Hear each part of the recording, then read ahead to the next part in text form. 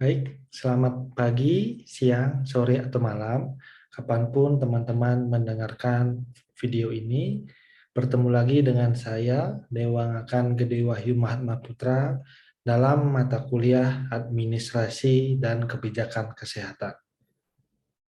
Sesuai dengan topik perkuliahan kita pada kali ini adalah mengenai monitoring dan evaluasi program kesehatan. Jadi dalam ilmu manajemen ada beberapa tahap dalam manajemen, diantaranya adalah adanya planning, ada organizing, ada actuating, dan ada controlling atau bagaimana kita memonitoring dan mengevaluasi dari program kesehatan tersebut. Lalu materi yang akan saya sampaikan, yang pertama ada definisinya dari monitoring dan evaluasi. Lalu ada pengertian dari supervisi dan monitoring pelaksanaan, lalu ada materi mengenai macam dan ruang lingkup dalam evaluasi program kesehatan, dan yang terakhir ada teknik penilaian dari evaluasi program kesehatan. Baik, kita langsung masuk ke slide yang kedua, yaitu definisi dari evaluasi program kesehatan. Definisi evaluasi menurut Kamus Besar Bahasa Indonesia itu adalah sebuah proses penilaian. Ya, jadi proses penilaian, proses menilai, proses menelaah dari suatu kegiatan atau program kesehatan. Dapat kita katakan demikian. Ya. Lalu menurut Kamus Oxford, evaluation is the making of a judgment about the amount, number, or value of something. Ya, jadi penilaian terhadap suatu jumlah, ya, nomor atau angka dalam hal ini, ya, atau nilai dari sesuatu. Ya, atau bisa dibilang evaluation itu adalah assessment atau penilaian, yang menilai sesuatu. Ya, apa yang dinilai? Nah, dalam hal ini tentu saja program-program kesehatan yang sebelumnya telah direncanakan, telah diorganize, telah diatur, lalu kemudian telah dilaksanakan. Ya, itulah yang akan kita evaluasi. Kita masuk ke slide yang berikutnya. Definisi dari evaluasi program kesehatan menurut WHO itu merupakan suatu penilaian yang sistematis. Artinya adalah penilaian-penilaian tersebut memiliki indikator, memiliki susunan yang jelas, dan memiliki orang atau penanggung jawab atau pelaksana dari program evaluasi tersebut. Ya, jadi sudah terstruktur, sudah sistematis, dan memiliki tujuan untuk meningkatkan pencapaian, ya, dari pelaksanaan dan atau dari perencanaan dari suatu program. Jadi evaluasi sendiri ini memiliki tujuan untuk meningkatkan dari kualitas maupun kuantitas dari pelaksanaan program, atau meningkatkan kualitas dan kuantitas dari perencanaan program. Itu menurut WHO. Sekarang evaluasi menurut American Public Association itu sebuah proses untuk menentukan nilai, ya, dan menentukan jumlah keberhasilan. Jadi yang namanya evaluasi itu ada penentuan nilai dari dari sesuatu yang telah dicapai dalam pelaksanaan. Misalnya ya, kita merencanakan misalnya dalam 1 tahun kita mencapai 100 program, 100 kegiatan, atau 100 target masyarakatnya 100 orang, seperti itu. Ya. Jadi evaluasi itu untuk menentukan nilainya, apakah target tersebut sudah sesuai dengan rencana, atau pelaksanaannya sudah sesuai dengan rencana, atau mungkin kurang, atau mungkin sudah melampaui dari apa yang direncanakan. Itu menurut American Public Association. Lalu menurut International Clearinghouse on Adolescent Fertility Control for Population Options, evaluasi itu merupakan proses yang teratur. Teratur di sini artinya adalah semuanya sudah terplotting, sudah terjadwal dengan baik, ya, dan sistematis untuk membandingkan hasil Ya, jadi hasilnya itu dibandingkan dengan suatu ukuran. Ya, ukurannya ini biasanya diperoleh dari apa namanya, perencanaan atau dari standar. Ya, sehingga setelah dibandingkan tersebut, ketika hasilnya sama atau hasilnya lebih, itu artinya eh, program kesehatan tersebut sudah berjalan dengan baik. Tapi kalau hasilnya kurang dari tolok ukurnya itu atau dari indikatornya itu, bisa dikatakan program tersebut belum berjalan dengan baik atau belum efektif atau mungkin belum efisien. Itu definisi evaluasi program kesehatan. Lanjut kita ke slide berikutnya. Menurut Riken, ya, evaluasi itu merupakan pengukuran terhadap akibat yang ditimbulkan dari pelaksanaan. Ya, jadi ketika sebuah organisasi atau sebuah institusi itu menjalankan atau melaksanakan suatu program, itu kan ada akibatnya, ada hasil yang keluar dari situ. Ya, nah hasilnya itulah yang diukur. Hasilnya itu diukur sehingga ketahuan nih ya apakah institusi itu atau program tersebut sudah mencapai tujuan atau belum. Itu menurut Riken. Lalu menurut Wijono, ya, evaluasi merupakan alat. Nah, saya garis bawahi alat. Jadi evaluasi itu merupakan sebuah tools atau sebuah alat dalam hal membantu pengambilan keputusan. Ya.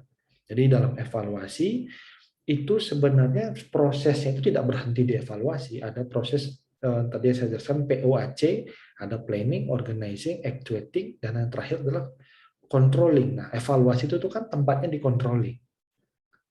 Tapi proses controlling itu tidak berhenti di situ.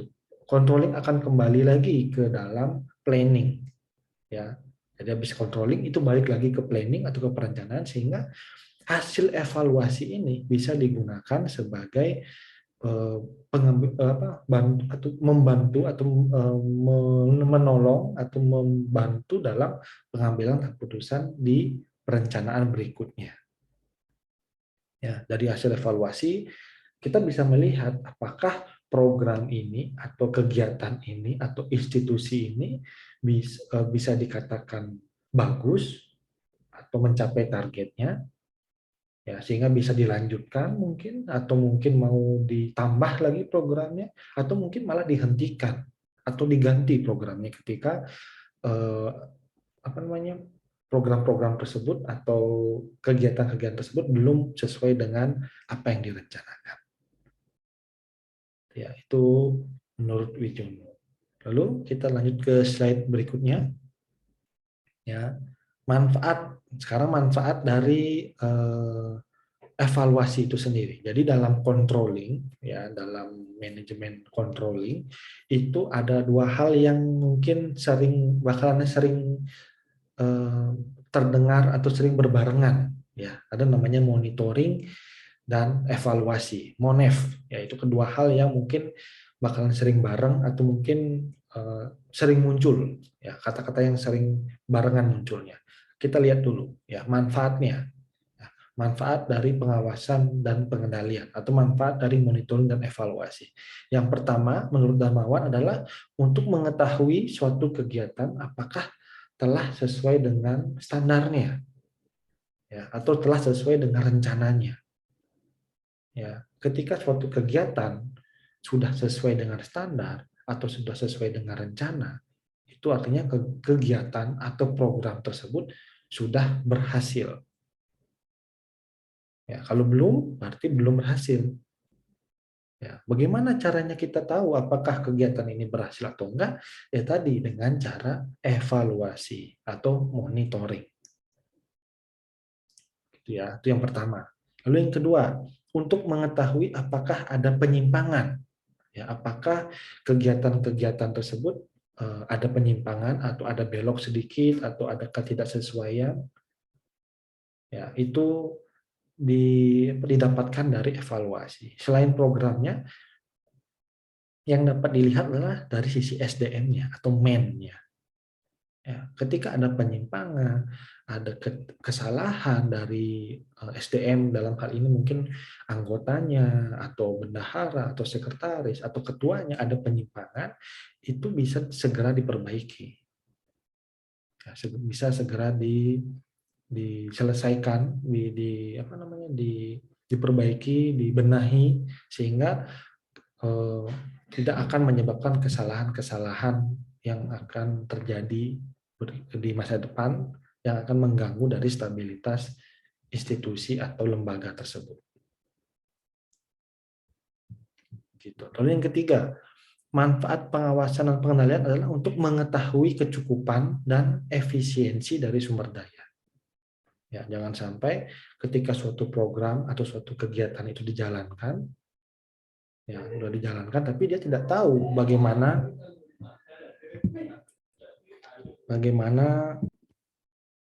manfaat yang ketiga, yaitu untuk mengetahui kecukupan dan efisiensi dari sumber daya. Jadi yang namanya sebuah institusi atau sebuah lembaga atau sebuah kegiatan, sumber daya yang dimiliki itu pasti ada keterbatasannya. Ya, jadi dengan adanya evaluasi, pihak institusi atau pihak yang menyelenggarakan program tersebut jadi mengetahui apakah sumber daya yang digunakan, baik itu dari sisi uang ya, atau mungkin tenaga manusianya, dari sisi waktunya, atau dari sisi sarana dan prasarana, itu sudah cukup atau sudah efisien, ya, tidak digunakan secara berlebihan atau tidak digunakan tidak sesuai dengan fungsinya. Itu manfaat yang ketiga. Lalu manfaat yang keempat, untuk mengetahui sebab dari adanya penyimpangan atau masalah. Ya, jadi ketika program tersebut dijalankan, itu kan biasa atau sering terjadi adanya penyimpangan atau permasalahan.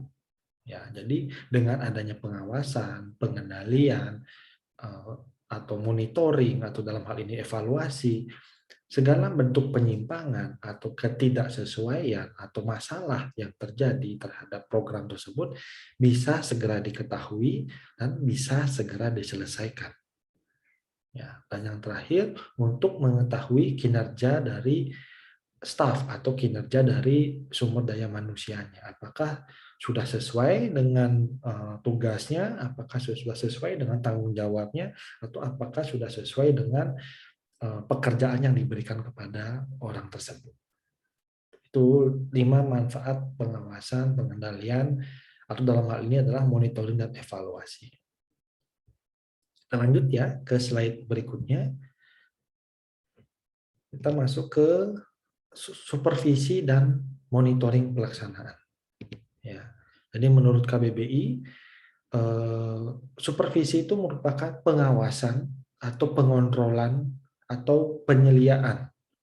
Ya, jadi dalam hal ini supervisi bisa kita artikan jadi 2 kata ya, super dan visi. Visi itu kan mata atau orang yang sesuatu yang melihat gitu, visi. Kalau super itu ada yang di atas daripada kita. Ya, jadi supervisi itu adalah orang, bisa kita sebutkan sebagai orang atau manajer di sini yang memberikan penglihatan atau pemantauan di atas kita. Ya, dalam hal ini di atas kita itu artinya adalah bisa dikatakan manajer atau mungkin pimpinan atau ketua organisasi. Sedangkan menurut Kamus Oxford, supervisi itu adalah observe, ya, supervision is observe and direct the execution.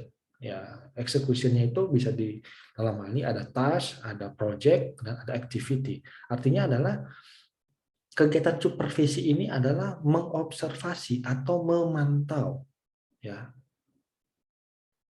dan mendirect itu mengarahkan, ya, mengarahkan dari setiap tugas atau proyek atau kegiatan atau program. Nah, itu ya, jadi supervisi itu memantau secara langsung dan mengarahkan ya dari berlangsungnya suatu program atau suatu kegiatan.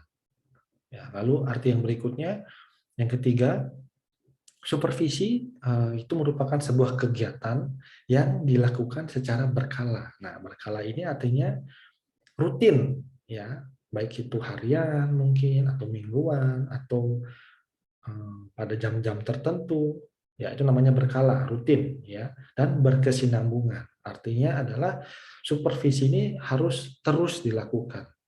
Ya tidak boleh hanya satu kali, udah berhenti, nggak bisa seperti itu. Harus terus hari ini misalnya atau setiap seminggu sekali itu terus berlanjut setiap minggu. Itu ya. Sedangkan menurut Munin Jaya, supervisi itu merupakan salah satu bagian dari controlling, ya, dari fungsi pengawasan dan pengendalian. Di dalamnya itu ada supervisi. Ya. Lalu menurut Arwani, kita lihat supervisi adalah suatu kegiatan yang terencana. Nah, terencana ini artinya adalah kegiatan tersebut sudah terstruktur, sudah terjadwal, dan sudah terplotting dengan baik. Ya nggak boleh tiba-tiba gitu ngajarin supervisi, itu nggak boleh. Ya supervisi itu harus sudah terencana. Ya kapan akan dilakukan, terus oleh siapa, apa namanya, penilaiannya seperti apa, siapa yang dinilai, itu harus sudah tersusun dengan baik gitu. Terus menurut Arwani juga ya supervisi itu merupakan aktivitas bimbingan, ya. Dari dalam supervisi itu tidak hanya melihat saja, tidak hanya mengobservasi, tidak hanya mengarahkan saja, tapi juga ada membimbing, ya, dan memotivasi staf, ya, atau anggota atau pegawai, ya, untuk dalam pelaksanaan kegiatan atau tugas sehari-hari. Ya, jadi dalam supervisi itu tidak hanya melihat, tidak hanya diplototin begitu atau dinilai-nilai saja, tidak, tapi juga ada harus bimbingan, proses bimbingan, ada proses pengarahan, dan juga proses motivasi. Ya, jadi memberikan semangat kepada pegawainya. Itu definisi dari supervisi. Nah, lanjut ya.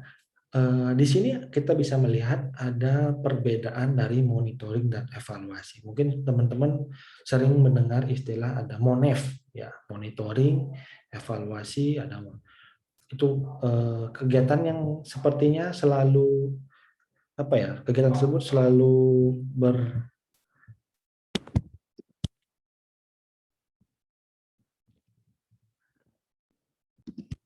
mohon maaf, ada gangguan sedikit ya. Jadi teman-teman mungkin sering mendengar kata-kata monitoring dan evaluasi.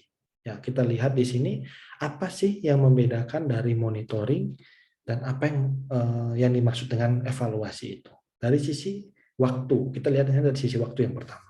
Kalau monitoring itu dilakukan secara terus-menerus, artinya dilakukan secara rutin, baik itu mungkin di hari-hari tertentu, mungkin seminggu 3 kali atau seminggu 7 kali mungkin, atau dilakukan setiap pagi atau setiap minggu atau setiap bulan. Berbeda dengan evaluasi. Evaluasi itu dilakukan secara periodik atau biasanya dilakukan di pertengahan kegiatan dan di akhir kegiatan. Itu yang membedakan dari monitoring dan evaluasi. Ya. Lalu apa yang diukur? Nah, monitoring tadi sudah disebutkan sebelumnya, mengukur aktivitas sehari-hari atau kegiatan sehari-hari. Ya, mengukur kegiatan, pekerjaan, atau kegiatan rutin yang dilakukan sehari-hari. Berbeda dengan evaluasi. Kalau evaluasi itu untuk melihat kemajuan atau pencapaian dari suatu program atau dari suatu kegiatan. Itu. Lalu yang berikutnya, siapa yang terlibat? Kalau monitoring biasanya yang terlibat hanya pihak internal. Sedangkan evaluasi itu melibatkan pihak internal dan eksternal.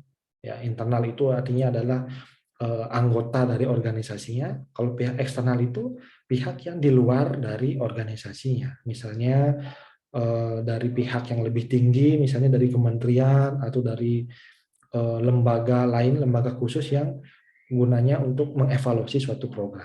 Gitu.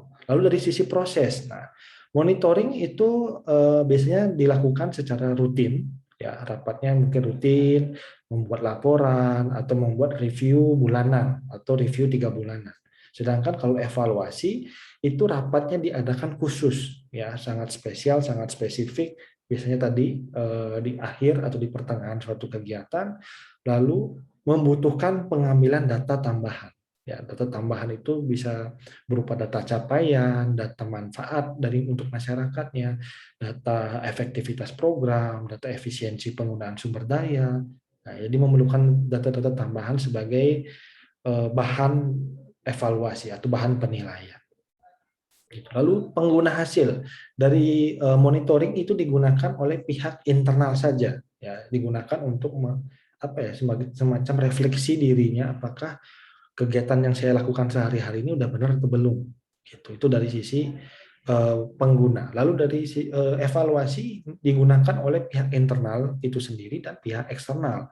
Misalnya dievaluasi oleh pihak Kementerian Kesehatan misalnya. Ya, jadi nanti pihak eksternal dalam hal ini Kementerian Kesehatan akan melihat apakah program-program yang dijalankan oleh lembaga tersebut sudah berjalan dengan baik atau sudah sesuai dengan aturan atau sudah sesuai dengan rencana dan lain-lain. Lalu penggunaan hasil yang terakhir, monitoring itu digunakan untuk koreksi minor program. Jadi ketika ada kegiatan, ketika ada program atau kegiatan tadi, ada suatu penyimpangan atau ada suatu masalah, nah itu didapatkannya dari monitoring.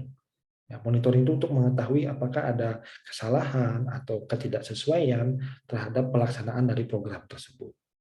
Ya, berbeda dengan evaluasi, evaluasi digunakan sebagai tadi pengambilan, membantu dalam pengambilan kebijakan, membantu dalam pengambilan keputusan, ya, atau mungkin mengubah strategi program, atau mungkin malah memberhentikan program atau kegiatan tersebut, ya, atau mungkin melanjutkan program tersebut, mengganti, menambah, mengurangi, ya, dari program tersebut, sehingga evaluasi bisa dikatakan sebagai nilai akhir dari sebuah program. Gitu. Ya, kita lanjut. Ini model logika dasar dari pembagian monitoring dan evaluasi bisa kita lihat.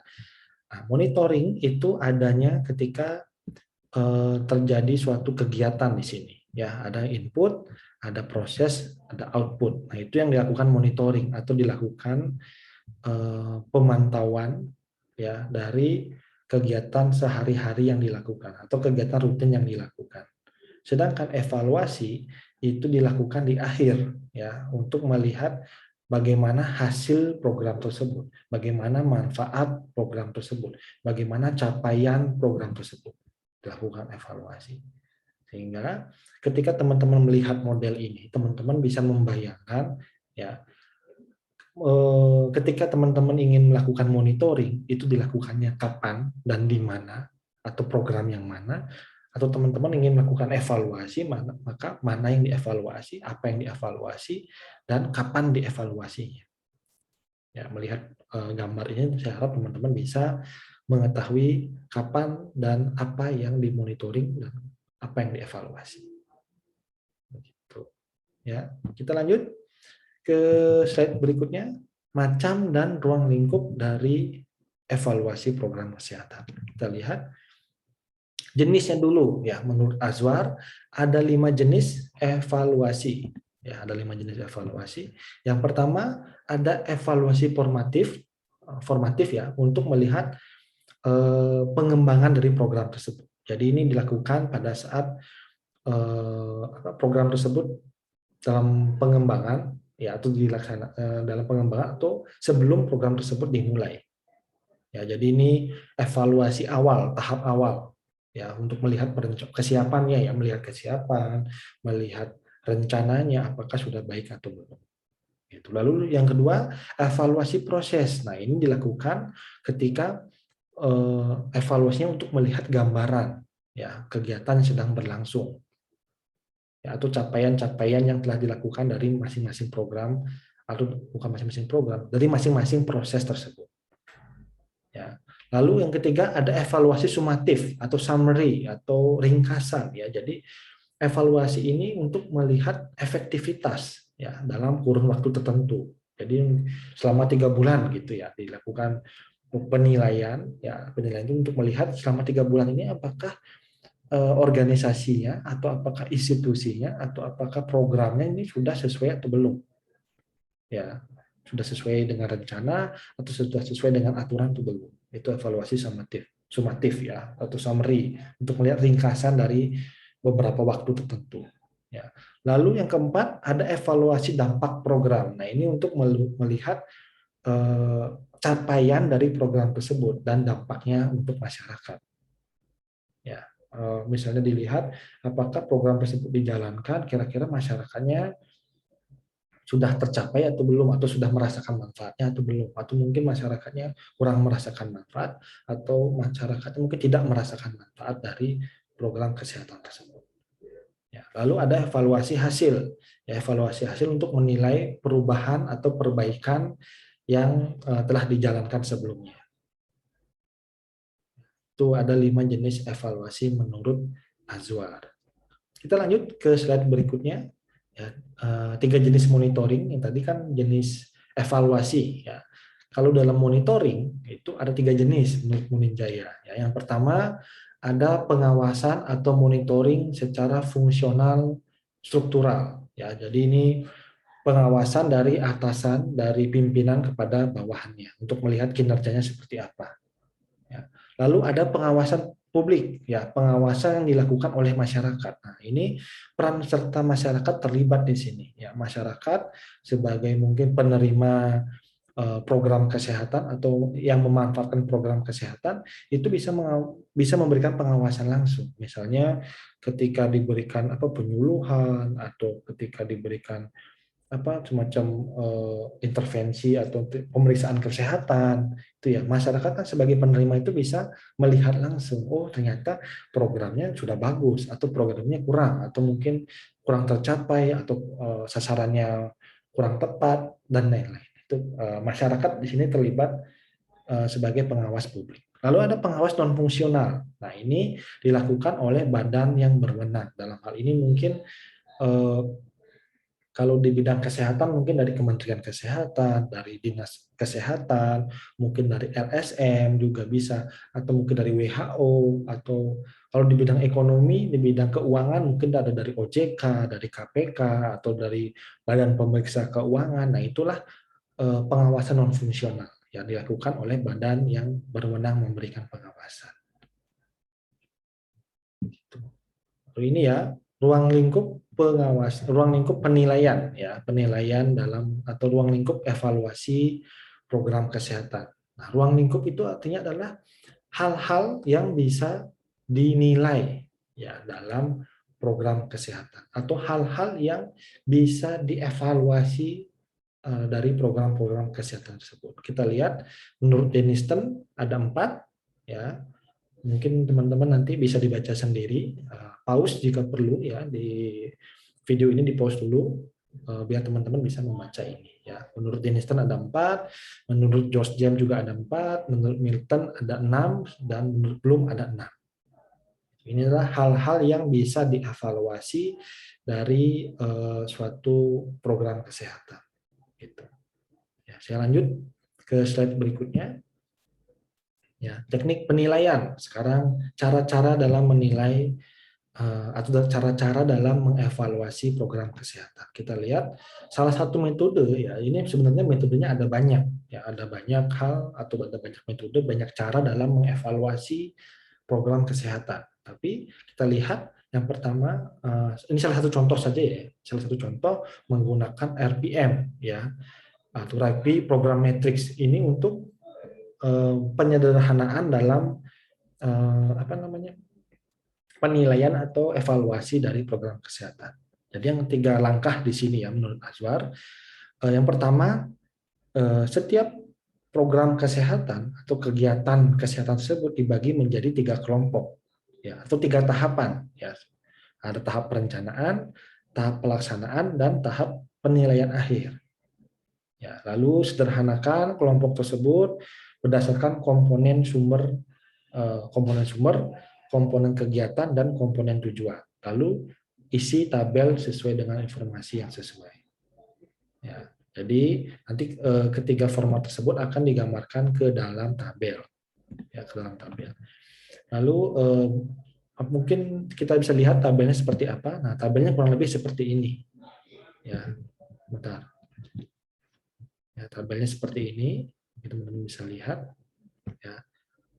Mungkin teman-teman baca ini belum paham atau belum mengerti, tapi pada saat tatap muka, saat apa perkuliahan tatap muka via Zoom, via online, saya akan kita diskusi bareng-bareng nih, kita bikin rugby program matrix ini. Kita analisis suatu program, kita evaluasi program tersebut, kita tempatkan di sini semua nanti.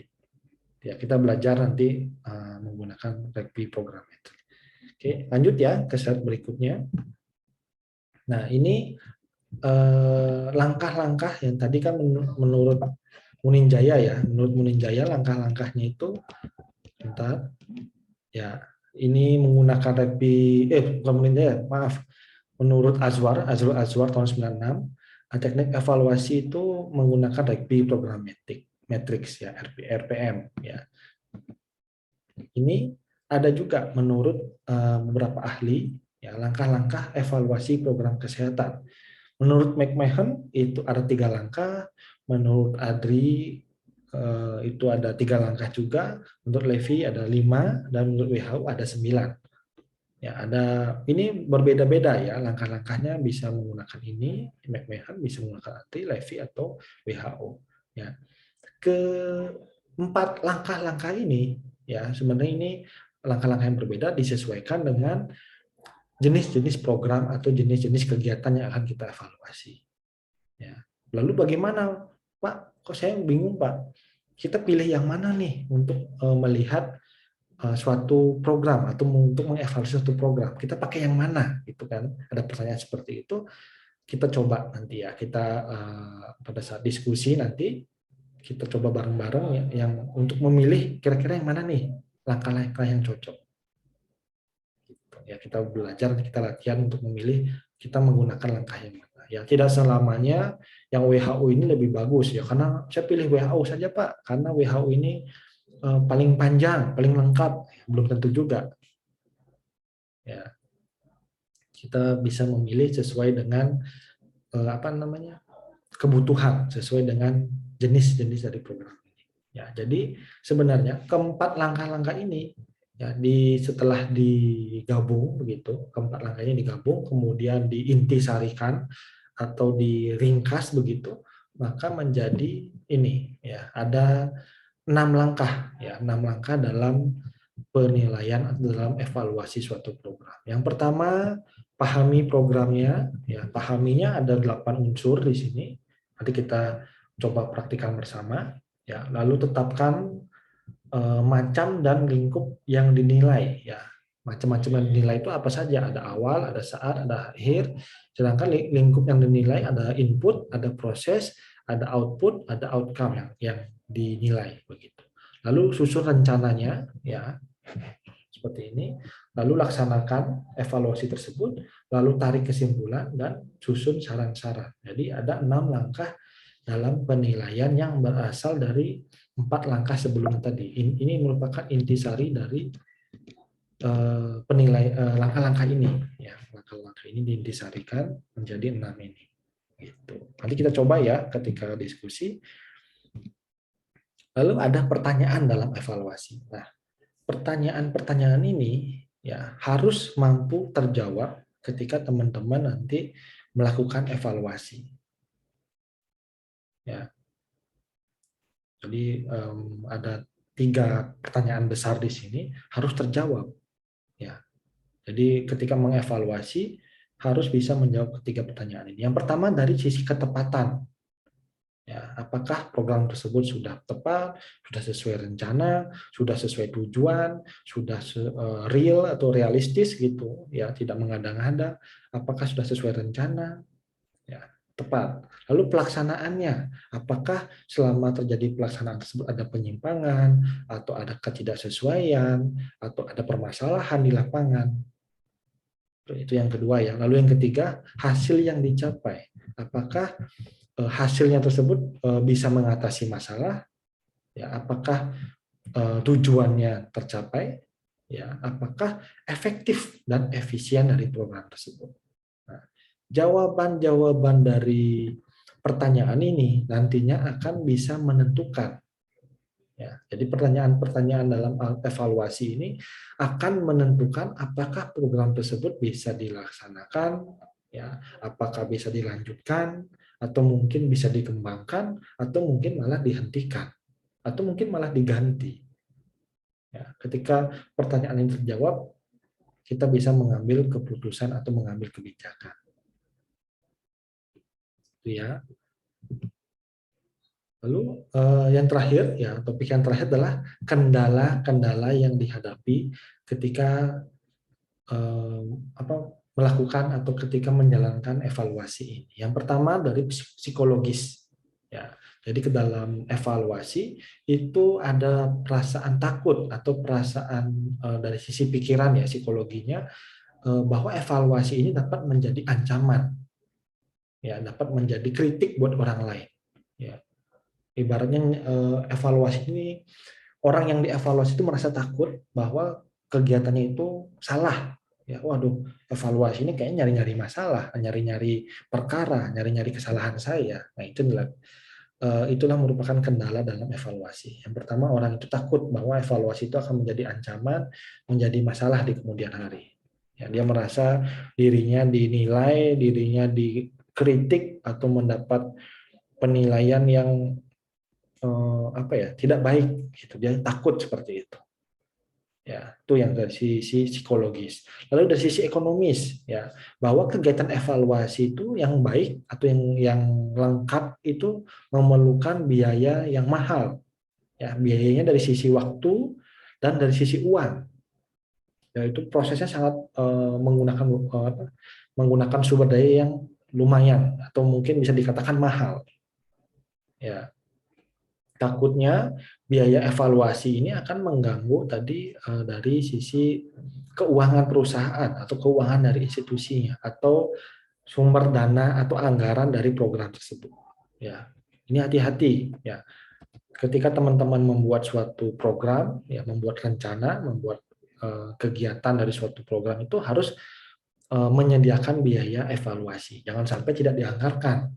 Ya, evaluasinya nggak dianggarin, akhirnya evaluasi tersebut menjadi buah si malakama gitu ya. Di satu sisi ketika dijalankan itu menggunakan sumber daya uang dan waktu yang sangat besar ya, tapi nggak dianggarin, akhirnya ambil duit menggunakan dana yang lain akhirnya. Tapi kalau tidak dijalankan bisa mungkin program tersebut bisa lebih hemat, tapi tidak ada penilaian dari program tersebut. Nah, kita nggak tahu nih apakah program tersebut sudah bagus atau belum, sudah sesuai rencana atau belum. Gitu. Itu ya dari sisi ekonomi. Lalu dari sisi teknis, ya kemampuan sumber daya SDM dalam melakukan evaluasi ini bisa dikatakan menjadi suatu tantangan sebenarnya. Ya.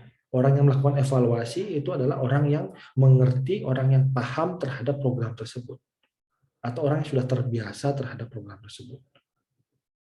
Ya, tidak semua SDM, tidak semua pegawai, atau tidak semua orang memiliki pemahaman atau pengetahuan yang baik untuk mengevaluasi suatu program. Inilah kenapa evaluasi itu biasanya dilakukan oleh ketua, oleh misalnya manajer mungkin, atau oleh lembaga-lembaga khusus yang memiliki kemampuan atau kompetensi di bidang tersebut. Ya, lalu kendala politis tentu saja ini terkait dengan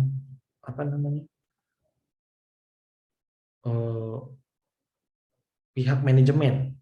Ya, jadi pihak politis itu artinya pihak manajemen itu merasa takut ketika programnya dievaluasi itu mungkin menemukan suatu masalah, nanti yang kena atau yang bermasalah itu adalah pihak manajemen tadi.